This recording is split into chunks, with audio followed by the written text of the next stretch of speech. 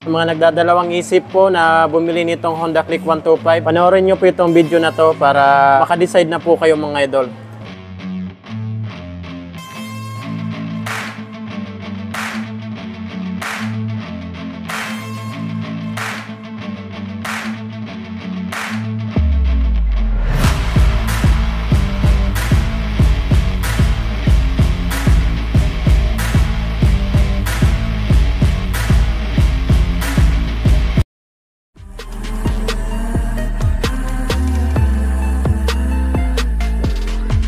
So ayan mga idol, what's up? Chris Ride Motovlog nga po pala. For today's, nandito ngayon tayo sa DES, Duwixam Incorporated, Lagao Branch, General Santos City. Harapan lang po ito ng Robinsons Mall ng Jensan. Dito muna tayo sa Honda motorcycle. Napakarami po kasi nagpapa-inquire sa akin ng motor na to. So ito po yung number 1 sa market, number 1 scooter dito sa Pilipinas. Honda Click 125cc version 3 mga idol. Alamin natin yung updated price na ito, tapos installment update. Mag-start tayo sa minimum down payment nila na 5,500, 10,000 na down payment, 20,000 and 30,000 na down payment. Alamin natin kung magkano na lang yung monthly nito. May apat po ito na variant ng kulay mga idol. Merong blue, gray, and white mga idol. So ito lang yung available nila dito ngayon. Glossy red po yung kulay niya mga idol. Napakatingkad ng kulay niya. Bakit ito yung gustong-gusto ng karamihan ng motor mga idol? Unang-una po kasi yung handling. Pagdating kasi sa handling, napakadali lang i-maneuver. Nakatry naman ako nito isang beses. Napakaganda po talaga ng handling niya. Pagdating dito sa looks niya mga idol, napaka-sporty ng design niya. May paliter M na po siya dito. Tapos ganda rin ang combination ng kulay niya mga idol. Glossy black and then glossy red. And then meron po sa dito minimal na decals, ayan o, Click, tapos dito naman Honda. Tapos dito naman sa kanyang side body, Click, wala dito yung 125. So dito naman banda, napaka-brusko niyang tingnan mga idol. Agaw pansin talaga yung DRL nito. Ibang-iba talaga yung DRL nito mga idol, wala talagang katulad. Napakalakas ng dating ng DRL niya. Pagdating naman sa headlight nito, naka full LED na po ito mga idol. Wala na po kayong makikitang halogen bulb sa motor na to. Lahat po ng ilaw dito, naka LED na. Pa-signal light, daytime running lights, and then headlight, high beam, low beam, lahat po ito naka LED na po talaga. Isa pa po sa maganda sa motor na to, yung braking system nito, naka-combi brake na po ito mga idol. So napaka-safety kasi sumasabay yung brake sa harapan tapos yung sa likuran. Ang braking system naman po nito, naka-hydraulic disc brake, naka-single pot piston caliper po siya. Tapos napakaganda rin ang design ng disc niya, pa-wavy na sa mga idol. Pagdating naman sa gulong na ito, napakaganda rin mga idol kasi tubeless. Ang size naman po nito sa harapan niya ay 90 by 80 and then 14 inches po yung laki ng mugs niya mga idol. So malaki po talaga yung mugs niya. Isa pa sa gustong-gusto ko sa motor na to, itong tail light at brake light niya. Naka-LED na po ito lahat mga idol. Tinignan natin sa side, napaka-tulis niya po mga idol. Tapos pagdating sa signal light na ito, naka-LED na rin po ito. Ganda rin ang design niya ng back fender niya mga idol. Ito naman po yung airbox, ito naman po yung CVT. Pagdating naman po sa makina nito, naka 125cc, naka 4-stroke, 2 valve, naka single overhead cam, at ang cooling system po nito ay liquid cooled na po mga idol. Sa lahat ng 125cc na motor na scooter, ito lang po yung naka liquid cooled na. Kaya kung maglo-long distance po tayo mga idol, talagang di kayo ipapahiya nitong motor na to. Honda Click 125, naka liquid cooled na. Suspension naman ito sa likod. So ayan, naka single shock po siya mga idol. Wala naman tayong issue sa suspension nito. Okay na okay din naman mga idol. Sa braking system naman po nito sa likuran ay naka drum brake na po ito mga idol. Ayan po, drum brake. So maganda pa rin dito kasi naka combi brake to mga idol. Kahit medyo mahina yung brake niya dito sa likuran, sumasabay naman yung brake niya sa harapan. Pagdating naman po sa gulong niya dito sa likuran, maganda pa rin kasi naka tubeless. And then ang size naman po nito 100 by 80 and then 14 inches po yung laki ng mugs niya. So malaki pa rin po yung gulong niya mga idol compare sa ibang 125cc na motor.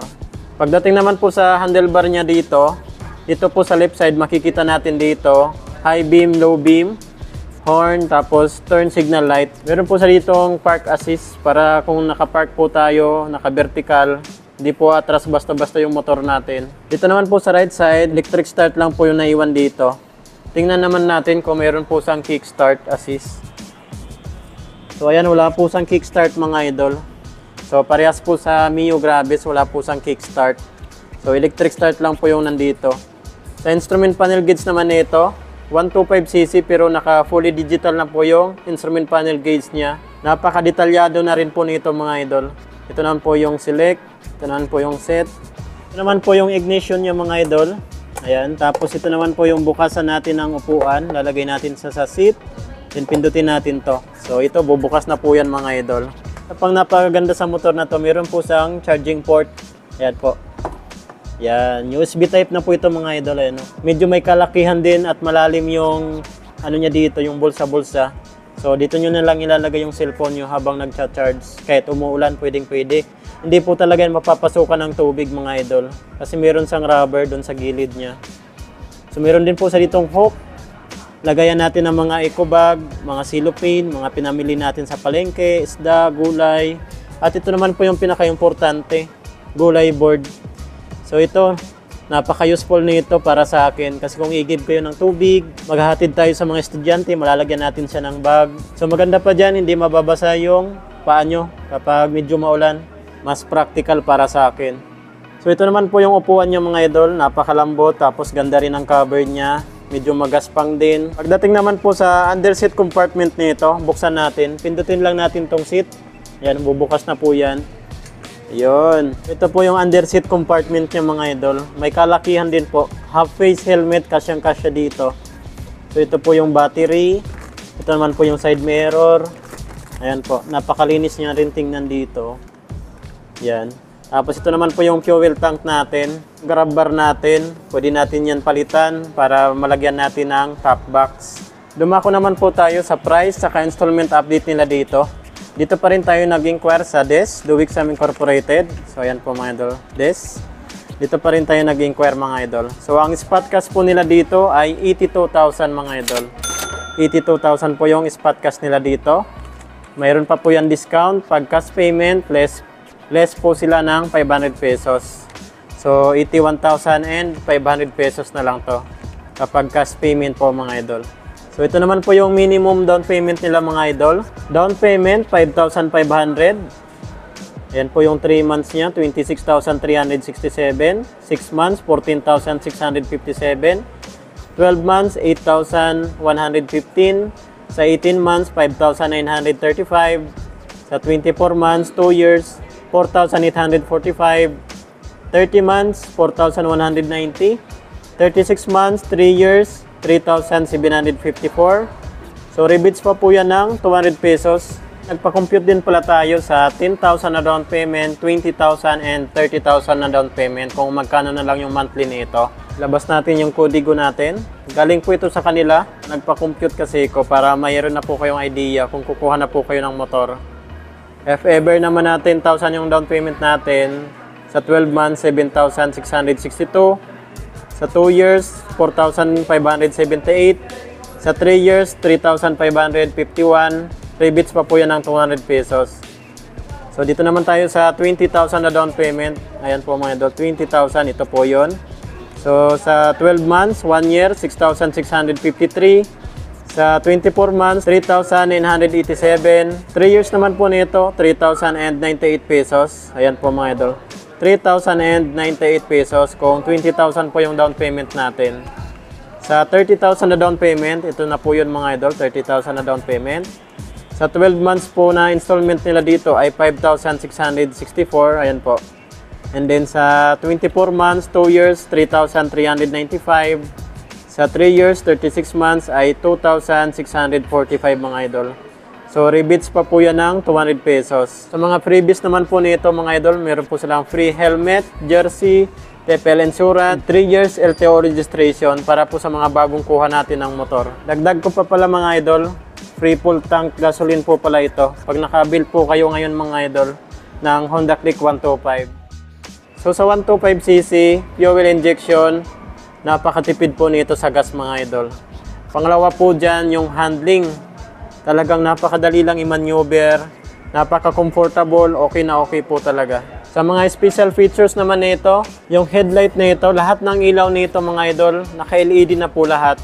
So mas maganda pag LED kasi mas malakas yung ilaw niya, hindi umiinit, makakasave tayo sa battery. So yan po yung LED. Pa dyan sa napakaganda sa motor na to, yung cooling system niya, naka-liquid cooled na po.